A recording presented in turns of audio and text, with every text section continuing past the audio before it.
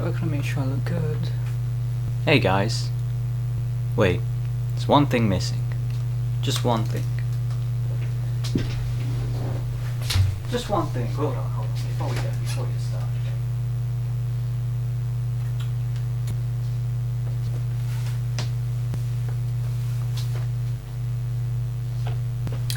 I cannot appear on this channel without wearing the official T-Stab merchandise.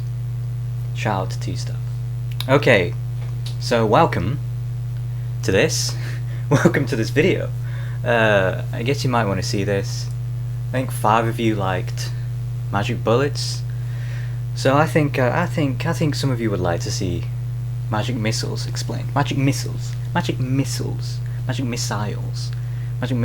Usually I would say missile, but I've only heard the term magic missile pronounced by an American, I guess. You know, whatever. I'm not experienced in D&D really, but I've only ever heard it said as magic missile. So I'll call it magic missiles, whatever. I'm sure you'll be cool with that. I'm not sure about the final outcome of magic missiles, to be honest. But I do like the individual elements of the mod. I don't think it's really that usable, but it's bigger, it's better, it's stronger than its predecessor for sure. Absolutely. And it's definitely got me adjusted to using Blender. So yeah, that's some good things about this mod. So let's get right into it.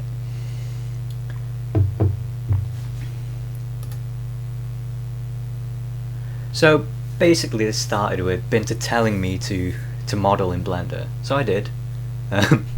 Binter was basically like, yo, you should learn how to model in Blender. And basically, yeah, I just used YouTube to do that. He gave me a few pointers, he showed me a few things, a few tips and tricks, but basically all you need to learn Blender is to just check out Blender Guru and Flip Normals. They're the two good channels I used on YouTube for sure. And you know, once you've followed a couple of their tutorials a little bit, you're solid, you're golden, you're ready to go. Blender is a lot easier than you'd think, you know. It's simple, man. It's simple. It's pretty simple. No, it takes a lot to get used to the UI, but and it looks very intimidating. But if you just follow a couple of tutorials, man, it's not that complicated really. Eventually, like it's not that bad. It's not that bad. It's a lot worse than you think. No, it's a lot better than you think. It's not worse. Anyway, this mod, okay. This mod started with Binter asking me what I'd like to mod onto School 1 since him and Noah were working on the new version of DDA. It wasn't out yet, but he was like, yo, I've got some more working, what do you want? So I was like, yo, I want Spartan helmets in the game. And you may remember that from Magic Bullets, Angel Knives, check them out. That's where the concept for putting Spartan helmets on the School 1s first originated. And basically Binter just whipped up this helmet model for me and told me to go nuts and just make a texture for it. So basically the origins of this mod is a beautiful collaboration with me and Binter, and it's a symbol of passionate creativity for sure.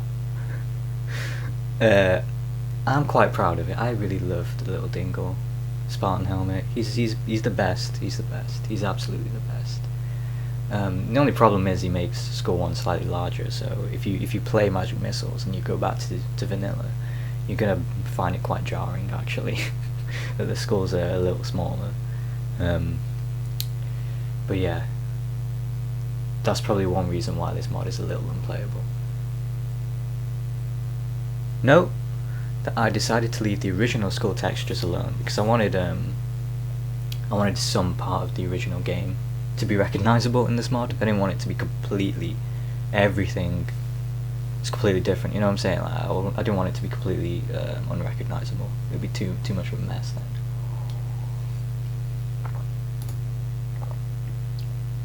My Skull 2 Blender file is a bit messy, so you can't really see exactly where I started with this. Basically, the idea was to make some new upward directed horns come out through the helmet, and to add feathers to the helmet as well, that we'd already made for Skull 1. And the horn sculpt went pretty well. There's this method of modelling that once you sculpt, you have to retopologize. You basically have to make the whole thing again, because when you sculpt something in the clay sculpt sort of section of Blender, you're making things pretty high resolution, and high resolution models aren't really usable in video games, so you have to retopologize to make it usable in game. And that's basically just recreating what you've made already but at a lower resolution with planes, and that's a very time consuming thing to do. And at this point we're very early into making the mod. I didn't have much experience yet with Blender, and I didn't really feel like retopologizing, so I just used the decimate modifier in Blender, which is a cheap shortcut to make your models usable once you've sculpted them. And yeah, that's what I ended up doing with the horns here, but it turned out alright, turned out fine, I think.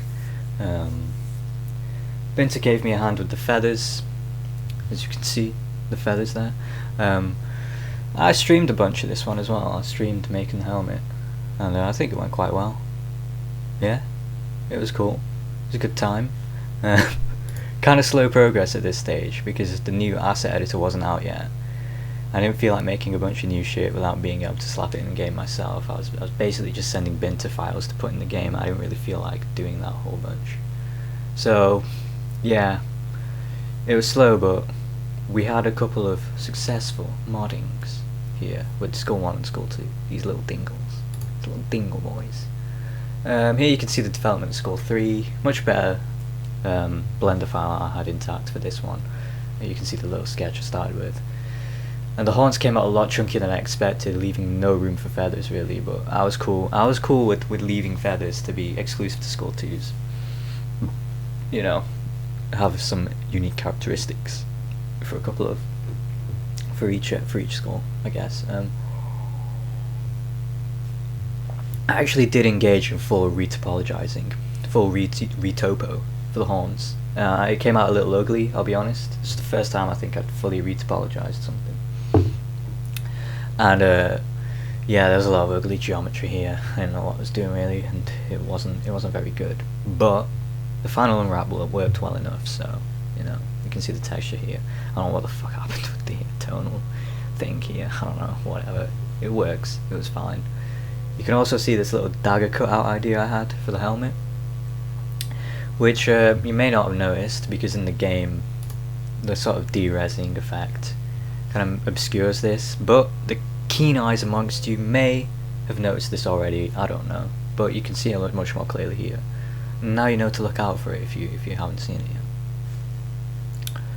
Yeah. I'm really happy with Skull 4. I'm really happy with Skull 4, man. I think after Skull 3, or around when I made Skull 3, I think the new version of DDAE dropped. So at this point, I was really feeling it. I was like, yeah, let's do this. Let's full on commit to making this mod, man. Let's really put some time in here. And yeah, the Skull 4 is the first sort of thing that I just really sat down and just made it. And kind of finished it quite quickly, actually. It just took like a couple nights, I think, of just going for it. The sled on this is based off of Doom Hunter from Doom Eternal. You may know him. He's a pretty cool guy. And this here is a Riot helmet, by the way, in case you're wondering, in case you couldn't tell what it is. It's a Riot helmet. There's a little visor. There's a helmet. There's a helmet on him. Yeah, I think it turned out really well. This one I didn't need to retopo. I didn't sculpt it in clay. So you can make models just straight up without sculpting them. You can just make them straight up out of planes. And that's what I did for these, because I knew, like, when you know that a model is just going to be quite angular, quite, you know, basic, you don't need to sculpt it in clay. You can just do it like this. You can just, you know, whatever. So I didn't need to fuck around with that, and this came out really clean. I think it came out really well. I think the transmuted texture looks really good. I'm really proud of that one. You can see it in the cover render I did at the start, and on the thumbnail, I guess. Yeah, I think the UV unwrapping was pretty clean as well with this. I'm really proud of this one. I think this one turned out quite well. Yeah, I like Skull 4. Okay, so for the squids, which was the next thing I worked on after Squid 4, I did feathers and horns for Squid 1, I did horns for Squid 2. I effectively made new models for half of each of these squids. The jaw part, I left the crests alone. You know, this part is what I made. The crests were left alone. I wanted things to be recognizable in the game. I didn't want to completely ruin the original models. So yeah, it would be a confusing time if I completely replaced everything. So I just went for the jaws on this, and I added shields too. This made them a little more chunkier, you know. So, and to reduce the chunkiness, I left the Squid 3 horns alone. You know, the Squid 3 has skull 4s inverted skull 4s upside down. You know, inverted, whatever. They're at the top. They're holding the gems. I decided to leave them alone. I didn't want to put sleds on them because it'd be way too fucking chunky, right? And here you can see them in their final form, almost final form.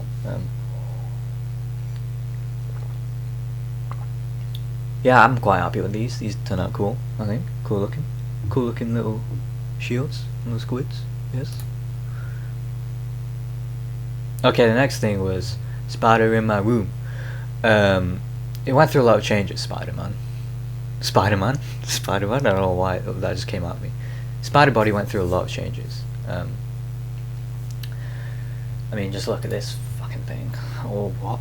Ugly. Ugh. That was a mess. Anyway, I was kind of going from more of an actual spider body shape in the original sculpt, but it morphed into something completely different. I don't know what the fuck it morphed into. Something with horns. Kind of looks like a pig, as Binter pointed out on my stream of this one. Retopo was fine. Yeah, I did retopologize this one too, and yeah, it went smoothly. I think the hairs took a bunch of tweaking. The hairs took. God, I love reading notes. I love how I sound when I read notes. The hairs took a bunch of tweaking to figure out, man.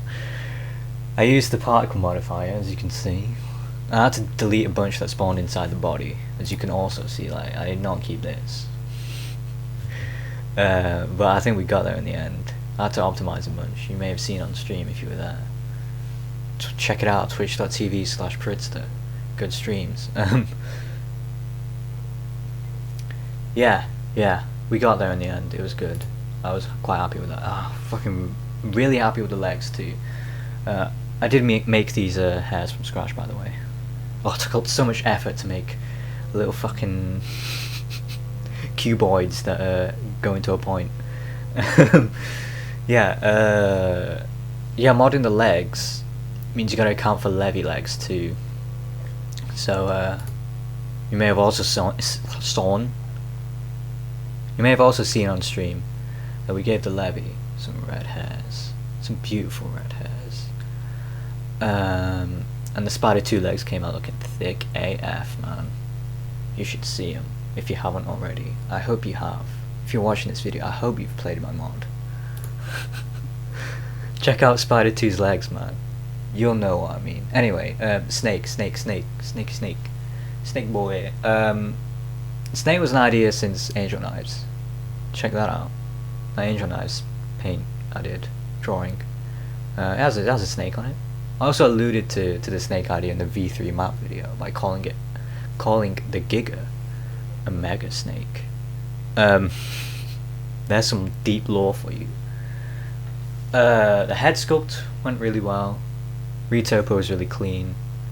I just had to make it smaller. This is much bigger than that. But I just scaled it down. It's fine. Yeah, I'm really happy with how the head came out, man. That was really straightforward, really clean, good shit. Body was pretty much just half a cylinder. Tail was also pretty much just a half a cylinder. It was very straightforward remodeling this.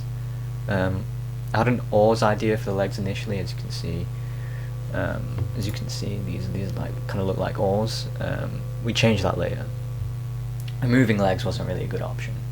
I did not want to remove legs completely, because if you do that, you completely ruin the visual mess that the Gigas are. It would make Gigas way easier to scrape if you couldn't see the leg. If you had no legs getting in the way, you know, it would make things way too easy. So I was like, nah, don't do that. We gotta keep the legs. We gotta keep that visual mess going. And I also tried replacing the jaw with a tongue, but it looked a bit shit. I think that's something to do with how the animation's rigged up on that model.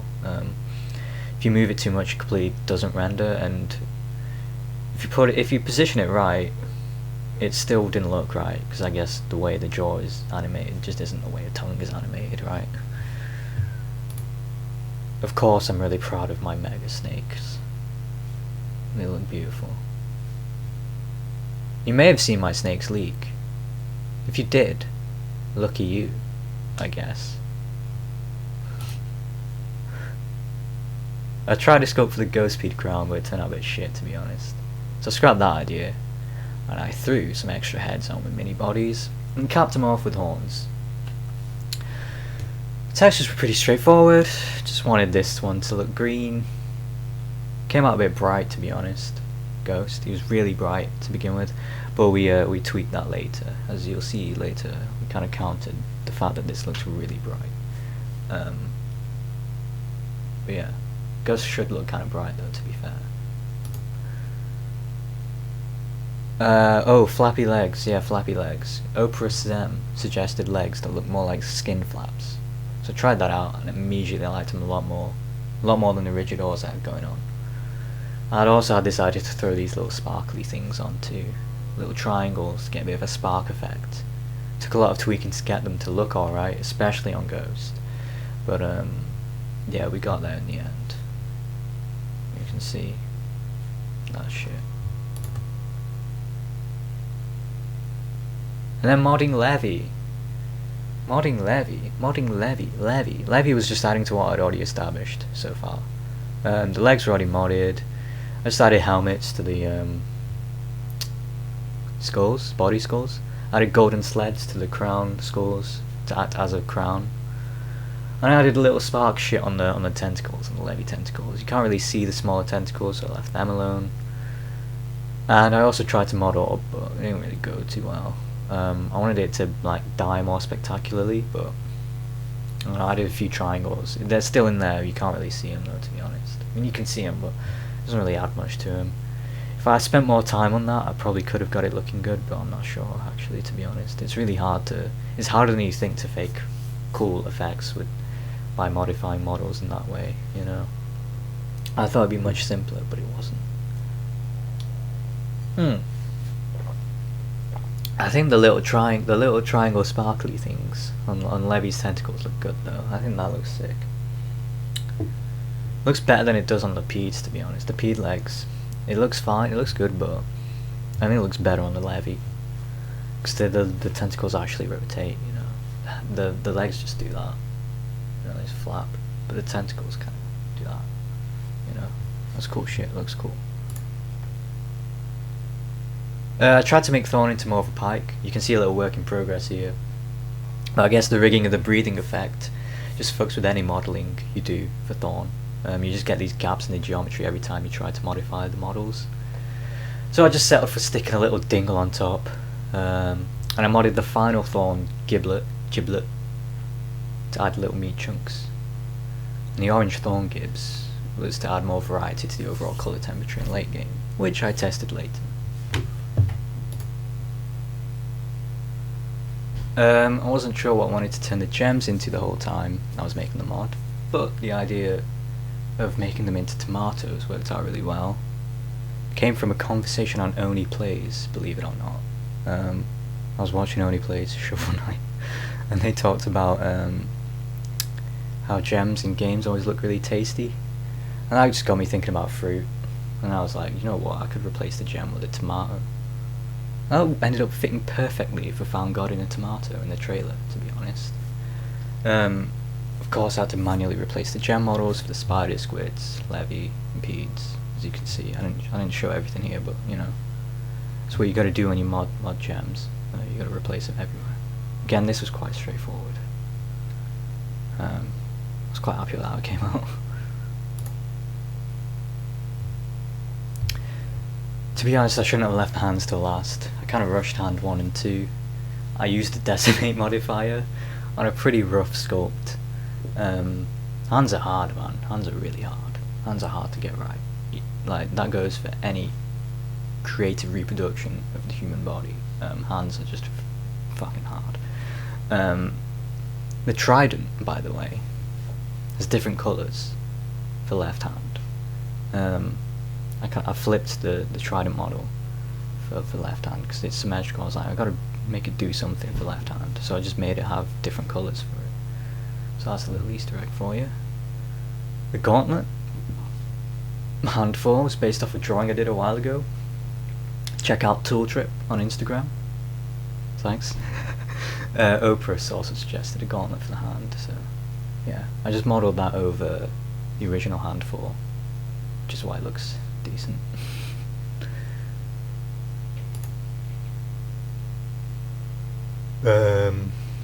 Yeah, the missile was pretty simple. Not much to say about it, really. This is it, and these are all the textures. Take a look. Looks aight. Okay, so at this point, we're reaching a completed state. And I guess I did the Levy effect shit first.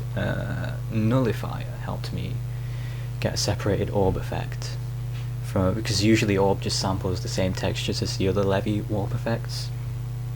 But a little model binding edit lets you sample other textures. So what we did is we got orb to sample the crystal texture. I'm not sure if the crystal texture is used in vanilla, but it looks good on orb. For the LUTs, decided to desaturate the base LUT, just because some of the bright colours were popping a little too much. So you know, I mentioned earlier Ghost was looking a little too bright. So instead of just darkening textures, I'm like, yo, I could just desaturate the whole game with LUTs. I think it gives it a cool look. And replacing the gem collection LUT with just the base default LUT meant that every time you collect every time you collect gems, the game regains some colour. I was quite satisfied with that effect. I think it looks cool. The Levy LUTs, yeah, I just made them correspond to, I don't know which ones these are. Yeah, I think it's this one, right? It corresponds to just the actual warp effect. I made a blue death and purple level up, and I made all the level up LUTs. So when you not level up, dagger unlock LUTs, the ones where you unlock the daggers, I made them correspond to the modified shit, just in case some noob plays this and gets gold. You can get a nice little effect there. Yeah, text gradients, you can have a look at them too. I did them to match the daggers. And the icons, you know, I made the tomato and the little helmet dingles. Shit, did not want to do that. Blue tiles, the blue tile and the stone, it came out kind of green. And that's just the way the game is lit, really, I guess. There's a really cool blue-green effect in the lobby. We all know blue and green go well together. And I added some little Easter egg images to the tile pillars, and threw my blender donut on the shrine too. You can check that out. So this is the tile screen. It's pretty self-explanatory, I guess. Missile model with a little flame replaces the dagger. Tomatoes and giblets replace the hand model. I'm really happy with how the tomatoes came out. They look cool. That's about it, really. And then I modded the audio. I'll let you discover that for yourself, I guess. The audio kind of speaks for itself. I just felt like sampling a bunch of songs, really. Used a lot of King Gizzard, of course. The audio specifically probably makes the mod a little unusable, I think, because a lot is replaced there. Yeah, whatever. Go check that out. Basically, you just take snippets of songs and loop them, you know? That's all you do for modding audio. Take 4 bars of a song and just loop it, you know? Easy. Whatever. That's about it, folks. Hope you enjoyed this little offer of insight into my latest DD mod, Magic Missiles. I've got another video in the oven, which might take some time to bake, but we'll see. And I guess the next mod I'll make will probably be just another texture mod. I really feel like if I have a crack another large scale mod like this one, I'd do a much better job, to be fair. It's much familiar with Blender modeling workflow by the end of it than I was at the start. But I don't really feel like diving into a full-on mod project right now, though, you know. So I think a Tetch mod will be quite doable for me in the near future, really. The Magic mods have got to be a trilogy, though, right? Stay tuned, I guess. See ya.